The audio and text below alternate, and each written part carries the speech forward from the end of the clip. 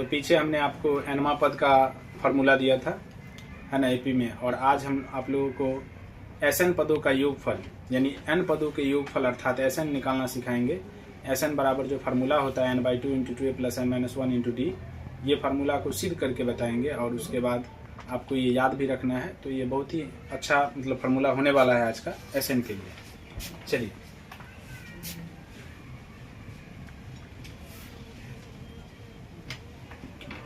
N पदों का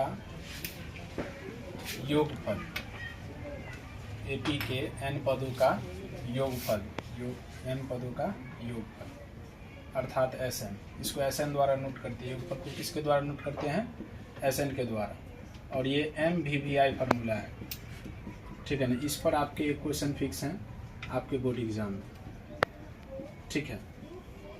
एक क्वेश्चन फिक्स है। एक क्वेश्चन फिक्स मतलब हमारे कहने का मतलब यहाँ पे ये है कि आपको या तो फार्मूला पूछ देगा, है ना, कि एन पदों का योगफल क्या होता है, और जो हम फार्मूला अभी देने वाले हैं वही फार्मूला आपको चुनना है। तो ये या तो एक नंबर में ये पूछेगा या एनवा टर्म यानी TN बराबर पूछ सकता है। ये दो आप याद रखेंगे, दो फार्मूला, TN बराबर या AN बराबर a + n - 1 × d और SN बराबर n/2 × 2a + n - 1 × d। तो चलिए हम यहाँ पर कुछ बात करते हैं। SN बराबर हम ऐसा लिख सकते हैं। SN मतलब क्या? जो पद है उस पदों का योगफल। जैसे a है तो a + d, a + 2d, इस प्रकार से a + n - 2 × d, a + n - 2 × d plus a + n - 1 × d, ठीक। ये एपी का व्यापक रूप होता है, ये आपको पहले से पता है। इसी सब को जोड़े हैं तो ये एसएन बना है। मतलब टर्म को आपस में जोड़ेंगे तो क्या बनेगा? उसका योगफल। टर्म पहले से था, पहला टर्म, दूसरा, तीसरा, इस प्रकार से एन टर्म तक गए। तो हम इसी टर्म को जोड़े हैं तो ये क्या बन गया? योगफल बन गया। इसको मान लेते हैं समीकरण फर्स्ट। इसको क्या मान लेते हैं? समीकरण फर्स्ट। पुनः देखिए, इसको पलटने पर या उलटने पर लिख सकते हैं। पलटने पर जब पलटेंगे तो जो दायां तरफ है वो बाएं तरफ चला आएगा, रहेगा जोड़ में ही। जो दाएं तरफ है वो बाएं तरफ चला आएगा। और एसएन को पलटेंगे तो ऐसा नहीं होगा ना, एसएन ही होगा। और इधर का जब पलटाएगा तो इधर हो जाएगा आपको जो पीछे है सबसे मतलब आगे आएगा a + n - 1 × d, a + n - 1 × d, फिर a + n - 2 × d। इसको हम पोस्ट में रखते हैं, इस प्रकार से अच्छा रहेगा। और इस प्रकार से यहाँ भी हम रखें, और इस प्रकार से ये a + 2d, a + d + a। और इसको मान लेते हैं हम लोग समीकरण 2। इसको क्या मान लेते हैं? समीकरण 2। अब क्या करते हैं? समीकरण 1 और समीकरण 2 को आपस में जोड़ते हैं। तो समीकरण 1 प्लस समीकरण 2 से, समीकरण 1 अपना क्या है? SN बराबर a + d, a + 2d dot dot dot a + n - 2 × d, a + n - 1 × d, है ना। और समीकरण 2 क्या है? SN बराबर a + n - 1 × d plus a + n - 1 × d plus dot dot dot plus a + 2d, a + d और a plus, ठीक है। ये दोनों का आपस में जोड़ेंगे तो SN में SN को जोड़ेंगे तो क्या होगा? 2SN। SN में SN को जोड़ेंगे तो क्या होगा? 2SN। और a में a + n - 1 × d को जोड़ेंगे तो ये बन जाएगा आपको a और a मिलके 2a + n - 1 × d, है ना। फिर यहाँ पे देखिए सेकेंड टर्म, इसका ये टर्म और इसका ये टर्म जुटेगा तो जोड़ेंगे तो a और a जुट के क्या होगा? 2a, है ना, प्लस n - 1। यहाँ पे गौर कीजिएगा, ये d को जोड़ेंगे और यहाँ पर n - 2 है। जब इसको गुना करेंगे तो n - 2 को d से गुना होगा और उसमें d जोड़ेंगे। गौर कीजिएगा यहाँ पे, तो ये आपका nd - 2d प्लस d, और ये बन जाएगा आपको nd - d, और इसको हम लिख सकते हैं n - 1 × डी कॉमन करते हुए लिख सकते बाबू। यहाँ पे गौर करना, इस वाले टर्म को इस वाले टर्म को जोड़ेंगे तो यहाँ तो 2D है ना, और यहाँ पर D है, तो जब D 2D में जुटेगा तो माइनस का 2D या प्लस का D, माइनस D देगा, और दोनों में से D हम कॉमन करके लिख सकते हैं n-1 इंटू डी, तो 2a plus n-1 into D. समझे? उसी प्रकार से यहाँ पे देखें तीसरा a प्लस यहाँ पर n-3 इंटू डी होता है ना, तो उसको जोड़ेंगे तो वही बात होगा 2a plus n-1 into D. जोड़ने पर यही प्राप्त होगा 2a plus n-1 into D. ये कब तक, मतलब ये कब तक प्राप्त होता रहेगा? n टाइम तक, है ना। तो इसको लिखेंगे plus dot dot dot plus n पदों तक। कोई दिक्कत? n पदों तक या n टाइम्स तक, कोई दिक्कत है इसमें? मतलब इसको जब जोड़ेंगे, देखिए इसको और इसको जब जोड़ेंगे तो ये हमें मिलेगा, इसको और इसको जोड़ेंगे तो ये मिलेगा। फिर आगे इसको और यहाँ पर जो टर्म था बीच में है ना छूटा हुआ, तो यहाँ पर जो टर्म था वो टर्म था a plus n-3 into D. ठीक है, इसको और उसको जोड़ते तो यही प्राप्त होता। इस प्रकार से लास्ट में भी हमें वही प्राप्त होता 2a plus n-1 into D. तो ये बीच में जो है खाली पद वो n टाइम को दर्शाएगा ना, तो हम यहाँ पे लिख सकते हैं 2a plus n-1 into D, 2a plus n-1 into D dot dot dot n पदों तक जोड़ के रूप में। तो बताइए 2SN बराबर क्या लिखेंगे आप? एक चीज हम आपको उदाहरण के रूप में यहाँ पे दे रहे हैं। जैसे मान के चलिए 6 को आपको 3 बार जोड़ना है, 6 को 3 बार जोड़े हैं, कितना हुआ? 18 हुआ ना। और 6 3 बार है तो हम 6 को डायरेक्ट 3 से नहीं गुना कर सकते हैं, 6 3 18 कर सकते हैं कि नहीं? उसी प्रकार से 2a plus n-1 into D को n टाइम जोड़ना है। n टाइम क्या करना है? जोड़ना है। तो उसको n से क्या कर सकते हैं? डायरेक्ट गुना कर सकते हैं। तो हम लिख सकते हैं n into 2a plus n-1 into D. क्या ये आपको समझ में आया? यहाँ पर ये कैसे लिखा गया n into 2a plus n-1 into D, ये समझ में आया ना? चलिए आप लोग भी गौर से देखिएगा इसको। चलिए इसको नोट कर लीजिए।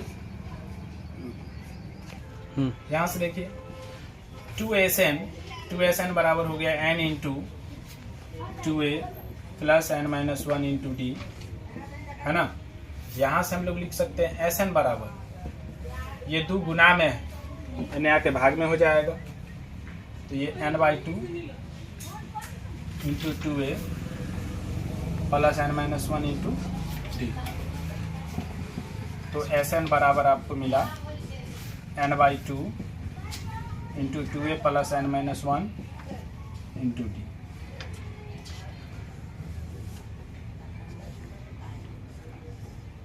यही आपको साबित करना था, यही आपको क्या करना था?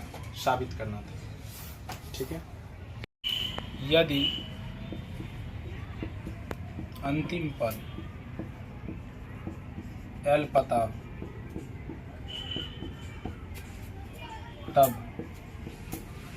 तब SN बराबर फार्मूला बनेगा n/2 into a plus l। अभी कैसे हुआ ये भी समझा देते हैं। यहाँ पे गौर से देखिए, इसको थोड़ा सा यहाँ बड़ा कर रहे हैं। SN बराबर हमको आया हुआ था n/2 into 2a plus n-1 into D. हम इसको ऐसा लिख सकते हैं n/2, 2a को हम a plus n-1 into D लिख सकते हैं। और आपको पता है a plus n-1 into D, a plus n-1 into D किसका फार्मूला होता है?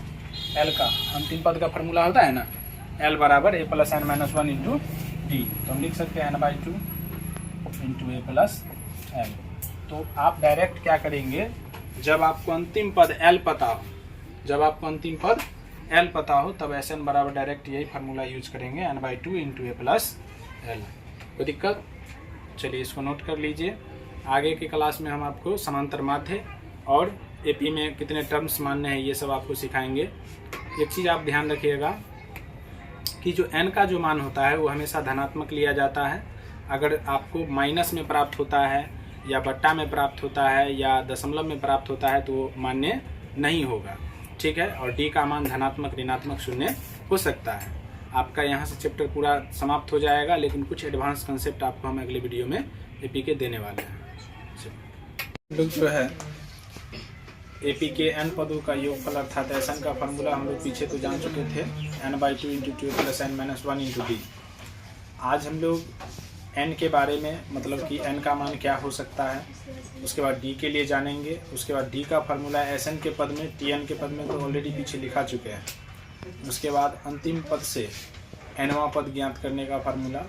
उसके बाद अगर कोई टर्म मानना हो एपी में तो हम लोग क्या क्या मान सकते हैं, ये चलने वाला है और आपका क्लास आज खत्म हो जाएगा एपी का। तो चलिए इसमें देखते हैं।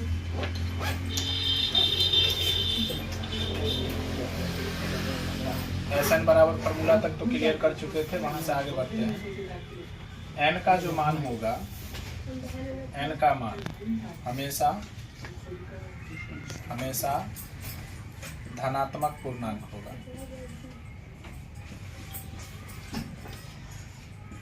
एन का मान हमेशा धनात्मक पूर्णांक होता है। यानी कहने का अर्थ है बच्चों कि एन का मान निगेटिव नहीं हो सकता है, एन का मान बट्टा में नहीं आप ले सकते हैं, एन का मान दशमलव में नहीं ले सकते हैं। एन का मान हमेशा आपको क्या लेना होगा, धनात्मक पूर्णांक, ठीक है। और एन जब भी आएगा वो हमेशा धनात्मक पूर्णांक ही आएगा। ऐसे आपको क्वेश्चंस में ऐसे क्वेश्चन, मतलब कि एन का मान देखें कि कौन सा पद, कोई पद एपी का इतना है या नहीं, उसके लिए एन का मान आपको देखना होगा। उस स्थिति में एन का मान हमेशा धनात्मक पूर्णांक ही आना चाहिए। अगर आपको बट्टा में अथवा दशमलव में अथवा कह सकते हैं कि माइनस में यदि प्राप्त होता है तो वो गलत हो जाएगा। तो हम लोग लिखेंगे उस एपी का कोई भी टर्म उतना नहीं है जिस पर एन दे रहा हो, ठीक है। पंखा को अगला है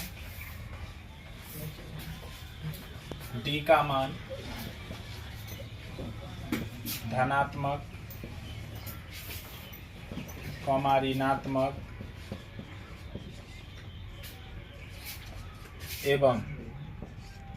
एवं शून्य हो सकता है।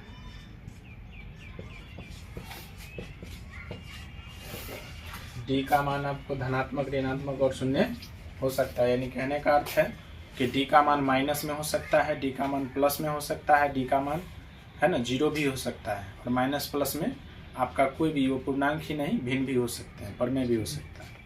चलिए अगला देखते हैं। डी का फार्मूला तो आप लोग जानते हैं, Tn-1 होता है ना। यानी nवां पद अब माइनस nवां पद जो भी उसका n-1 एक कम वाला पद, ठीक है।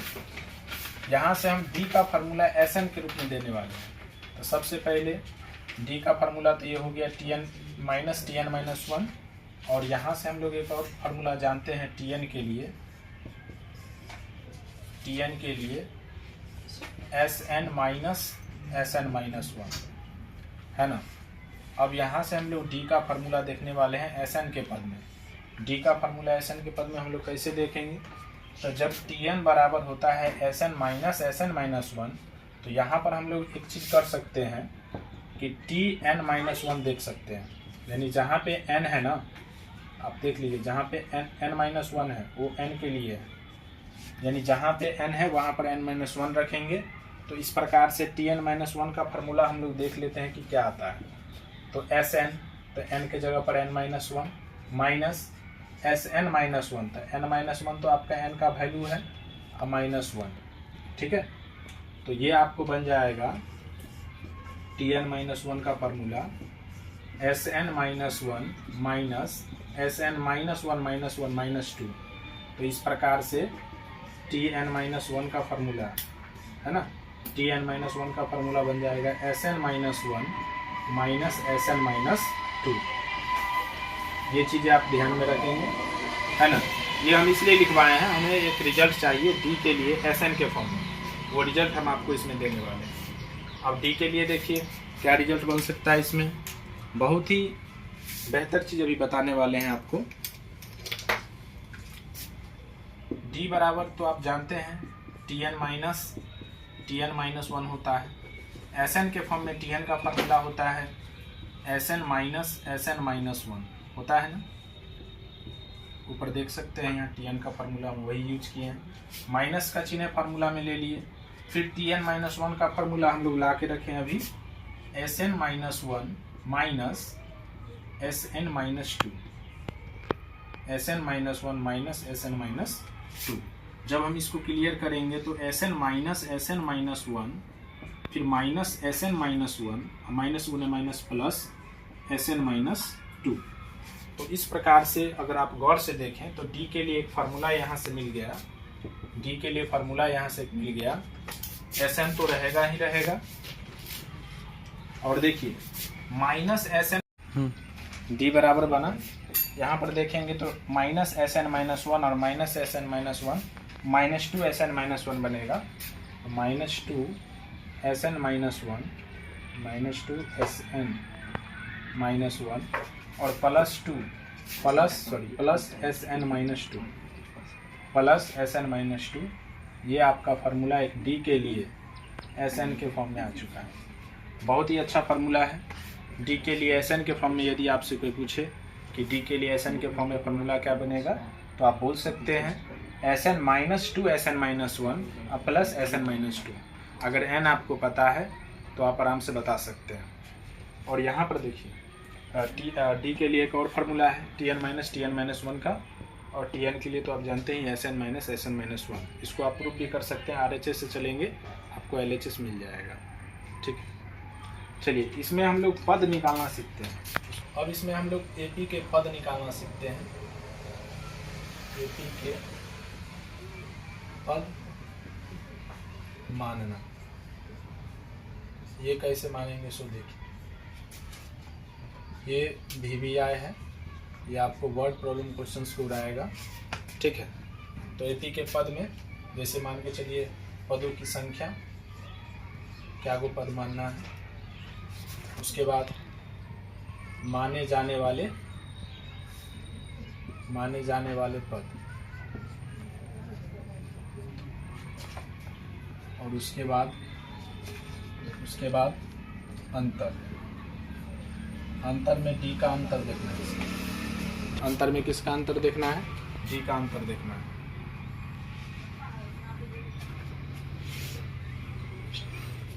अगर आपको AP के 2 पद मानना है,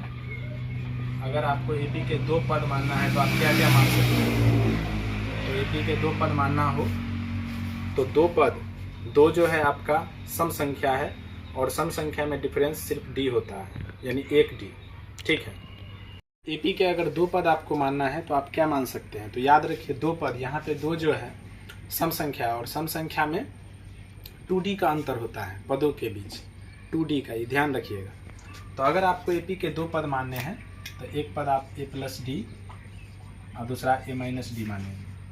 ठीक है, तब जब दोनों का अंतर देखेंगे तो आपको 2D का अंतर मिलेगा। ठीक है, यहाँ पे कितना का अंतर मिला? 2D का, तो इसमें हम यहाँ डैश देकर 2D लिख देते हैं। घटा करके देख सकते हैं, आपको हम ये बता ही देते हैं। जैसे मान लीजिए A2 माइनस A1, तो चाहे वो माइनस का 2D मिले चाहे वो प्लस का 2D मिले, तो ये आपका दूसरा पद घटे पहला पद, तो A और प्लस में A माइनस में कैंसिल हो गया, माइनस D माइनस 2D, इसमें तो कोई दिक्कत नहीं है ना। तो इवन वाला में मतलब सम संख्या में हमेशा 2D का अंतर होगा और विषम संख्या में 1D का अंतर होगा। अब अगर आपको 3 पद मानने हैं तो 3 पद में आप क्या क्या मान सकते हैं? तो 3 पद में आप मान सकते हैं, 3 पद में हमको किसका अंतर चाहिए? D का अंतर चाहिए। 3 है, विषम संख्या है, तो सिर्फ D का अंतर चाहिए।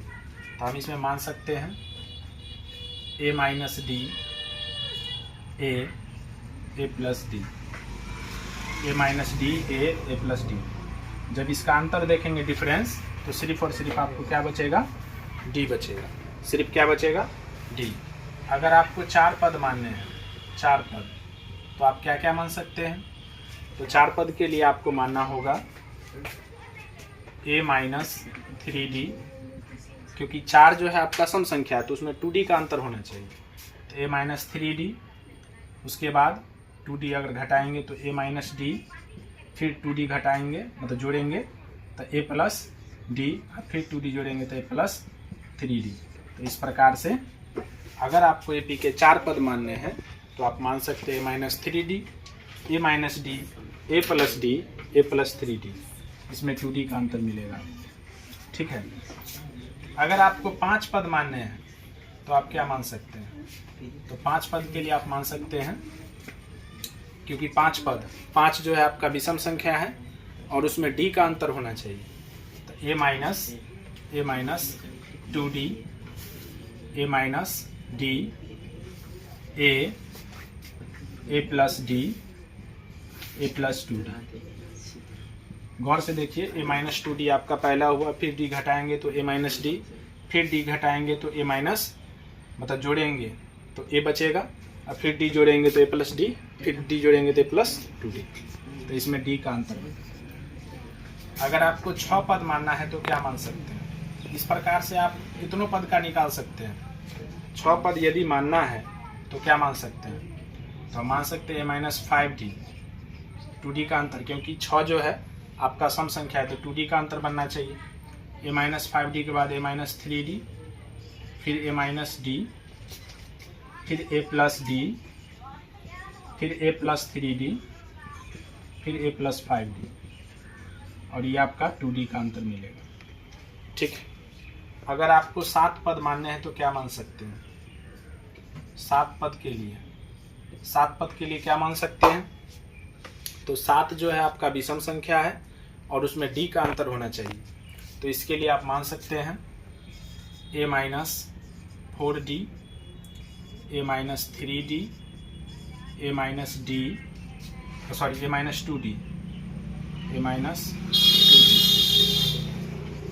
उसके बाद A-D क्या हो गया? 1 2 3 4 हो गया, हमको 7 को चाहिए तो ये गलत हो जाएगा। तो A-3D से स्टार्ट करते हैं। A-3D, D को माइनस करेंगे, जोड़ेंगे तो A-2D, फिर A-D, फिर A, फिर A+D, फिर A+2D, फिर A+3D। इस प्रकार से ये 7 गो पद भी मिला और ये D का अंतर भी बना। तो 7 पद के लिए कॉमन डिफरेंस यानी कि D ही प्राप्त होगा, यानी 1D, और इस सम संख्या के लिए आपको 2D। ये ध्यान रखिएगा। आगे 8 पद के लिए निकाल सकते हैं, 9 पद के लिए निकाल सकते हैं, 10 पद के लिए निकाल सकते हैं। आपको ज़्यादा से ज़्यादा क्वेश्चंस आपके वर्ड प्रॉब्लम में ज़्यादा से ज़्यादा 2 पद, 3 पद और 4 पद पर हो सकते हैं, मैक्सिमम 5 पद पे, उससे ज़्यादा नहीं होगा। तो आपका क्लास AP का यहीं पे समाप्त होता है। ठीक है। एक समांतर माध्य के लिए एक फार्मूला याद रख लीजिएगा। समांतर माध्य के लिए ज़्यादा कुछ नहीं है इसमें। समांतर माध्य, ठीक है, इसको AM बोलते हैं शॉर्ट में। अगर ABC अगर AP में है तो इसका समांतर माध्य क्या बन सकता है, उसके लिए बता रहे हैं। इसमें कंडीशन देखिए, B - A बराबर C - B का रिलेशन बनेगा। अगर ABC AP में है तो फिर B - B A+B हो जाएगा, C I+A हो जाएगा, है ना। तो यहाँ से आपको मिलेगा P और B 2B बराबर C+A या A+C, यहाँ से B बराबर C+A/2, है ना। तो समांतर माध्य बराबर, आप ध्यान रखिएगा, किसी भी संख्या का 2 या 2 से अधिक संख्या के यदि आपको समांतर माध्य पूछे तो एक फर्स्ट वाला टर्म और एक लास्ट वाला टर्म दोनों को आपस में जोड़ करके 2 से भाग दे देंगे, वही आपका समांतर माध्य, वही आपका AM कहलाएगा। ठीक है। तो चलिए, आपका ये AP का जो थ्योरी था वो ख़त्म हो चुका है। आशा करते हैं आपको समझ में आया होगा, और ये बहुत ही एडवांस चीज़ है आपके 10th के लिए। बाद बाकी इससे पहले का जो आपको वीडियो में हम बताए हैं वहीं तक में आपका ये चैप्टर ख़त्म है। ठीक है। तो मिलते हैं अगले वीडियो में।